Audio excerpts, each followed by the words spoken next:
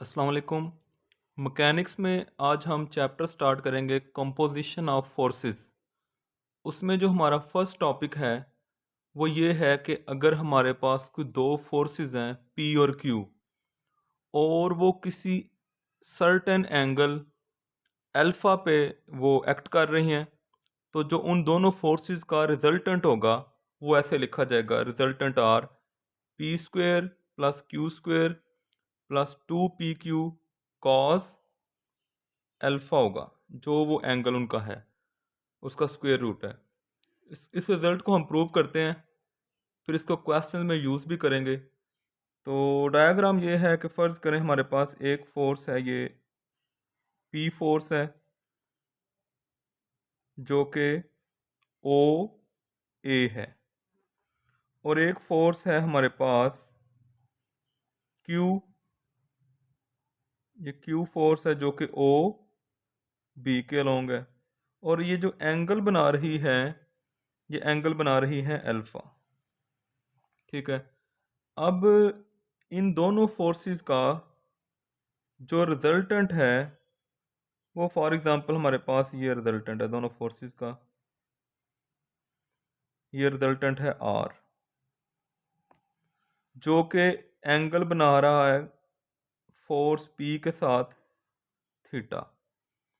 अब अगर हम यहाँ पे इसमें इसको आप कह सकते हैं ये ओ सी है।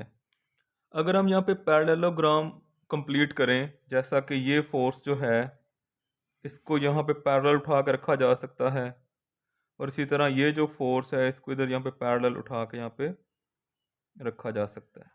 ठीक है। तो रिजल्टेंट जो हमारे पास है आर, वो क्या होगा?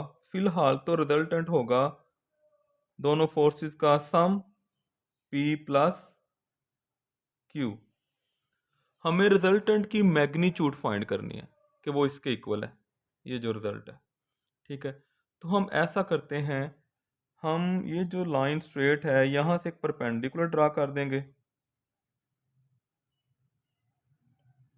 ये एक परपेंडिकुलर ड्रा कर देते हैं, और आपको पता है कि अगर ये फोर्स Q है तो ये फोर्स भी Q होगी। अगर ये एंगल अल्फ़ा है तो ये एंगल भी अल्फ़ा होगा। ठीक है। तो हमने क्या फाइंड करना है? हमने फाइंड करना है रिजल्टेंट की मैग्नीट्यूड। ये रिजल्टेंट है, क्या रिजल्टेंट है? ओ सी। तो हमें इस ओ सी की मैग्नीट्यूड फाइंड करनी है। ये जो ओ सी है रिजल्टेंट ये वाला, इसकी मैग्नीट्यूड फाइंड करनी है। तो ये जो राइट ट्रायंगल बन रही है यहाँ पे, ये वाली राइट ट्रायंगल, इसके अंदर ये क्या है? ये हाइपोर्नियस है। ये किसके इक्वल होगा? हम कह सकते हैं कि जो हाइपोर्नियस हमने फाइंड करना है ओ सी, हाइपोर्नियस का स्केयर, ये इक्वल होगा बेस का स्केयर। इसका नाम आप कुछ रख सकते हैं, यहाँ पे इसका नाम चलें आप एल रख दें। बेस का square O L plus perpendicular, ये परपेंडिकुलर इसका स्केयर सी एल। ये हमें वैल्यूज चाहिए। ठीक है। तो यहाँ पे अगर हम देखें कि ये जो ओ एल है, ओ एल ये किसके इक्वल है? ये ओ से ए फिर ए से एल के इक्वल है। तो हम लिख सकते हैं इसको, ओ एल को ओ ए प्लस ए एल।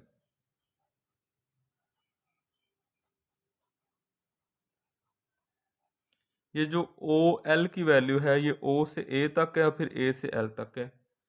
ठीक है। अब हम इन सब की वैल्यूज़ यहाँ पे निकाल के पुट करेंगे। ये जो ओ ए है ये तो पी फोर्स नहीं है, यहाँ से यहाँ तक पी फोर्स है ये वाली। तो हम कह सकते हैं कि जो ओ ए है की मैग्नीट्यूड कह लें तो ये तो सिंपल पी आ जाएगा क्योंकि मैग्नीट्यूड है। इसी तरह अगर हम बाकी वैल्यूज़ की बात करें, अगर हम फाइंड करें ए एल, ये है ए एल। ये जो छोटी राइट ट्रायंगल बन रही है यहाँ पे, ये वाली राइट ट्रायंगल, इसमें ये हाइपोर्नियस क्या है? फोर्स क्यू, इसका हमें पता है। तो बेस फाइंड करने तो हम यूज़ करेंगे कॉस अल्फा। वो क्या होगा? Base over hypotenuse Q. Hypotenuse क्या है ये क्यू, आप इसे क्यू लिख दें या एक दफ़ा आप इसे ए सी लिख दें। तो यहाँ से जो ए एल है इसकी भी मैग्नीट्यूड आ गई क्यू कॉस अल्फ़ा। तो हम कह सकते हैं यहाँ पे कि जो ए एल है लेंथ, ये आ गई क्यू कॉस अल्फ़ा। उसके बाद क्या रह गया, उसके बाद रह गया सी एल। तो जो सी एल की वैल्यू है वो भी हम इस ट्रायंगल में देखेंगे, ये है सी एल। ठीक है, तो अगर हम यहाँ पे यूज़ कर दें, ये परपेंडिकुलर है, इसको फाइंड करना है। तो अगर आप इस बड़ी ट्रायंगल की बात करें, इस बड़ी ट्रायंगल की, ये वाली, तो आपने क्या फाइंड करना है, ये सी एल परपेंडिकुलर तो हाइपोटेन्यूज है, हम लिख सकते हैं कि इन ट्रायंगल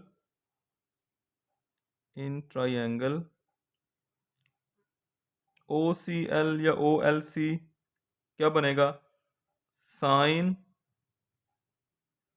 क्या आएगा, साइन अल्फा। बल्कि आप ऐसा करें कि आप ना, सॉरी, आप ये स्मॉल ट्रायंगल ही रखें, यही जो ट्रायंगल पहले यूज़ किया ना इसी को ही देखें। इसके अंदर ही हमें फाइंड करना है सी एल परपेंडिकुलर तो हाइपोटेन्यूज क्यू है, तो हम लिखेंगे sine alpha is equal to perpendicular C L over hypotenuse क्या है ए सी, जिसको दोबारा आप क्यू भी कह सकते हैं, क्यू।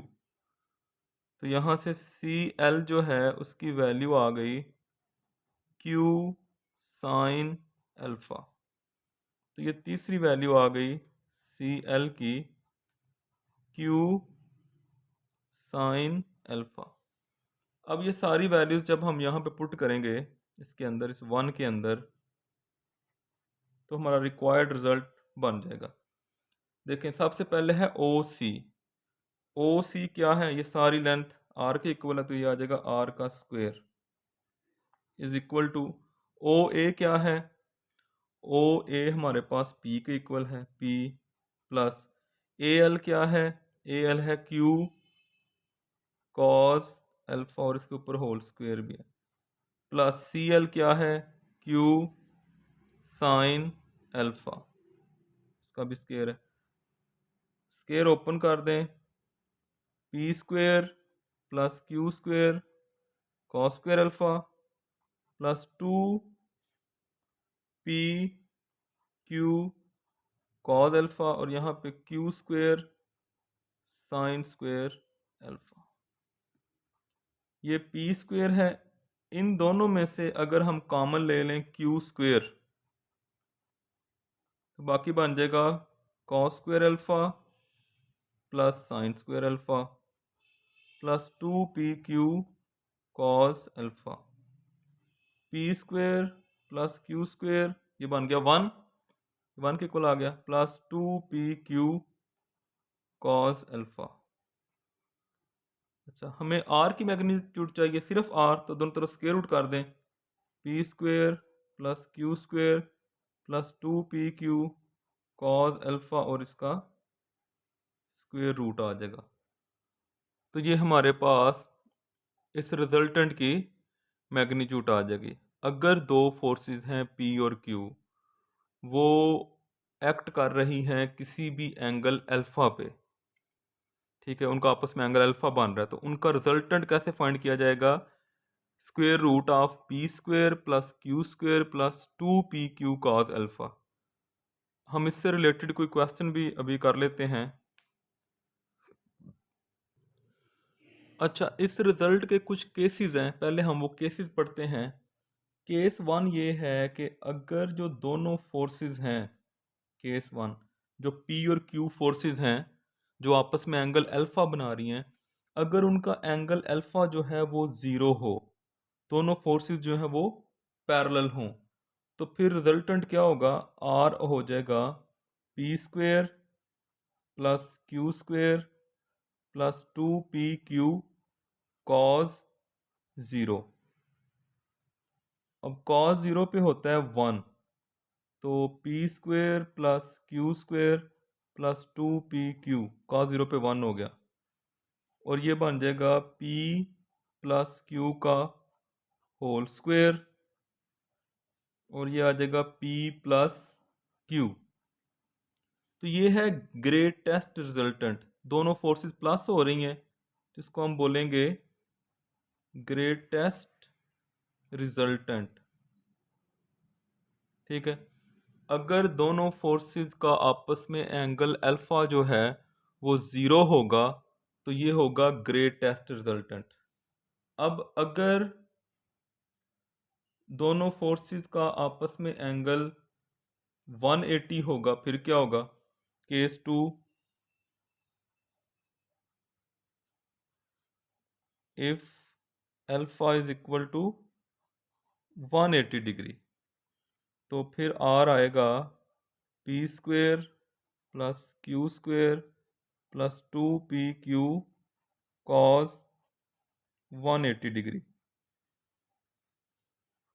तो 180 डिग्री पे कॉस क्या होता है? -1 P square plus Q square, ये बन जाएगा -2pq, ये आ जाएगा क्योंकि कॉस 180 पे -1 हो जाएगा, तो आ जाएगा p माइनस क्यू का होल स्क्वेयर, और r आ जाएगा p माइनस क्यू। देखें दोनों फोर्सेस आपस में माइनस हो रही हैं, तो ये होता है लीस्ट रिजल्टेंट, लीस्ट रिजल्टेंट। ठीक है, अगर दोनों फोर्सेस का एंगल अपोजिट है, अब डेफिनेटली देखें ना 180 का एंगल, एक फोर्स इधर से लग रही है P और एक फोर्स इधर से लग रही है Q, तो इससे क्या होगा? दोनों फोर्सेस आपस में कैंसिल भी कर सकती हैं, या जो फोर्स ज़्यादा है वो दूसरी में से माइनस होगी, तो ये सबसे कम रिजल्टेंट देगा। ये सबसे ज़्यादा रिजल्टेंट देगा कि आप एक ही तरफ से दोनों फोर्सेस लगा रहे हैं, P भी और Q भी। इसके बाद अगर एंगल 90 हो जाएगा तो वो अपने कंपोनेंट्स में कन्वर्ट हो जाएंगी। अगर हम ये कहें case 3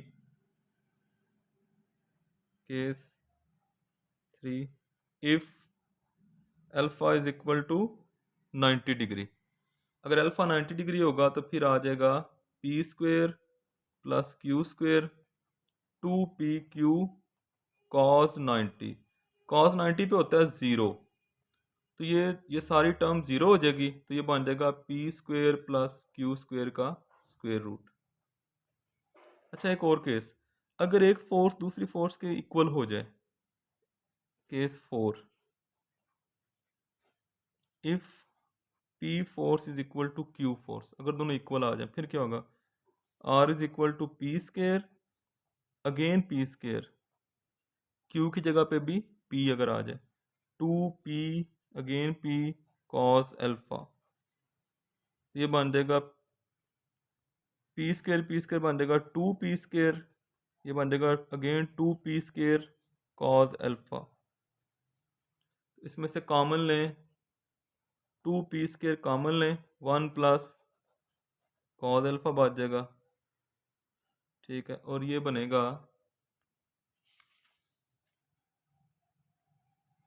2p square, 1 plus cos alpha क्या होता है? 2 कॉस स्क्वेयर अल्फा बाय 2, तो ये 2 इंटू 2 4 बन जाएगा, 4p square cos square alpha by 2, तो जब स्केयर रूट करेंगे तो आ जाएगा 2p कॉस अल्फा बाय 2। तो ये हमने इसके कुछ केसेस पढ़े हैं कि जो रिजल्टेंट है उस पर क्या इफ़ेक्ट होंगे अगर P और Q के जो एंगल हैं वो चेंज होंगे।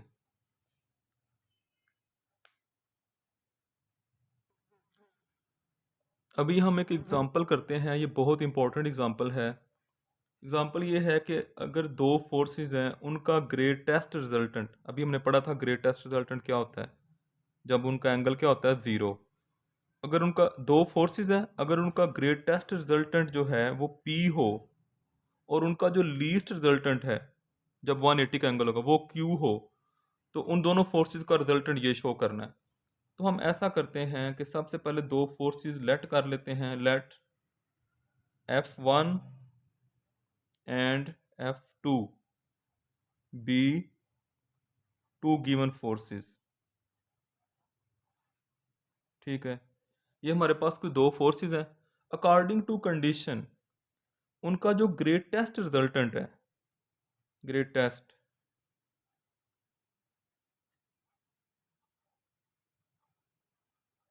ग्रेटेस्ट रिजल्टेंट क्या होता है? मैंने अभी आपको केसेस में बताया था, दोनों फोर्सेस को प्लस कर दें।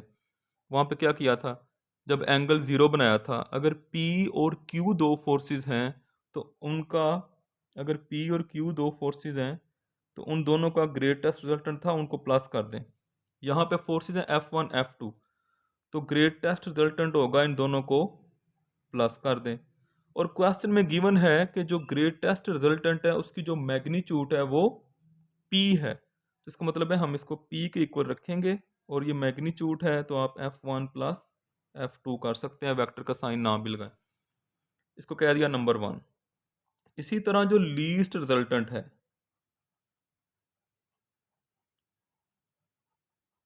लीस्ट रिजल्टेंट वो हमने, उसने बताया Q है, और लीस्ट क्या होता है, दोनों को माइनस कर दें, F1 माइनस F2। ठीक है, अब ऐसा करें कि इन दोनों को सॉल्व करके यहाँ से F1 और F2 की वैल्यू निकालें। पता क्यों?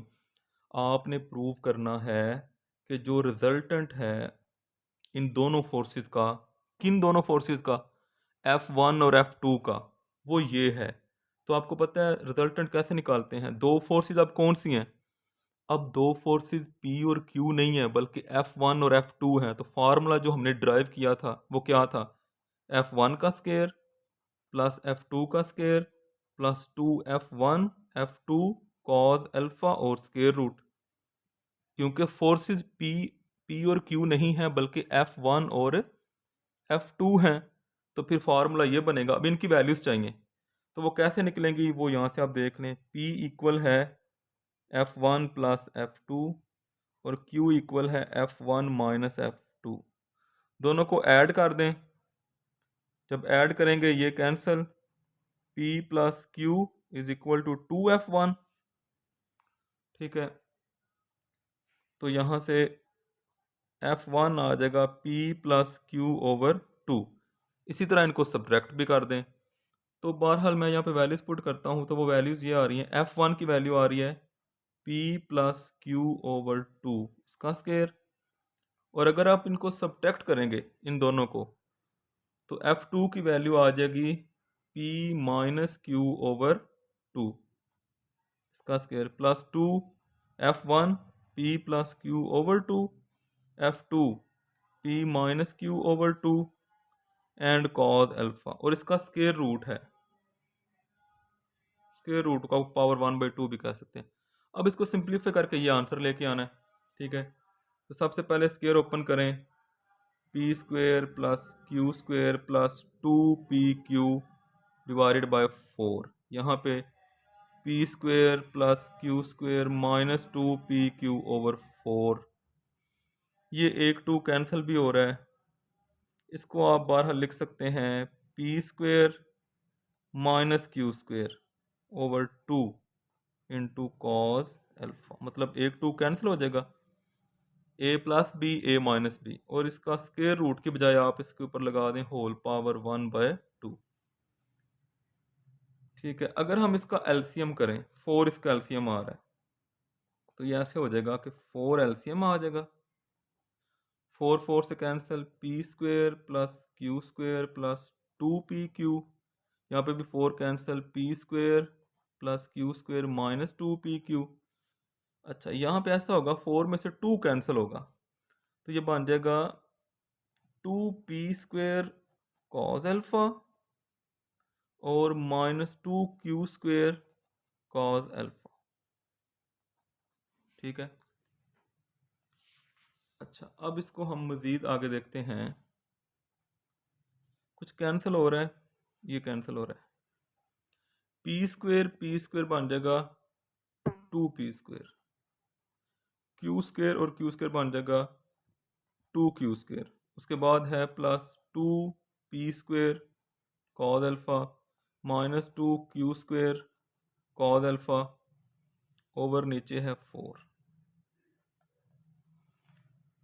अब अगर हम इन दोनों टर्म्स को ले लें, जो 2p² है और इसमें भी 2p² है, कॉमन लें 2p², क्या बच गया 1 प्लस कॉस अल्फ़ा, और इन दोनों में से अगर हम कॉमन लें 2q² तो बन जाएगा 1 minus cos alpha divided by 4 and power इसकी 1/2।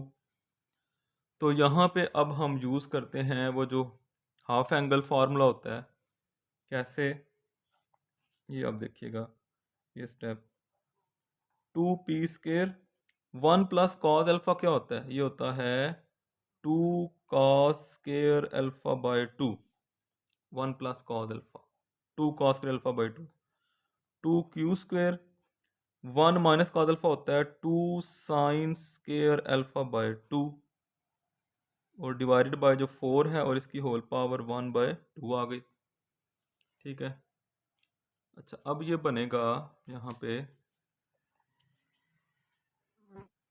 ये बन रहा है 4p² cos square alpha bye 2 plus 4q² sine square alpha bye 2 divided by 4 और इसका ये स्क्वायर रूट है। तो अगर आप यहाँ से इसमें से 4 कॉमन लें, वो इससे कैंसिल हो जाएगा, 4 क्या बच जाएगा p² cos square alpha bye 2 q² sine square alpha bye 2 और इसकी होल पावर जो 1/2 है वो इसका स्क्वायर रूट आ गया। तो ये हमारा रिक्वायर्ड रिजल्टेंट था जो हमने प्रूव करना था। 4 4 से कैंसिल करके बाकी ये इसका रिजल्ट आ गया। इसको एक दफ़ा देख सकते हैं।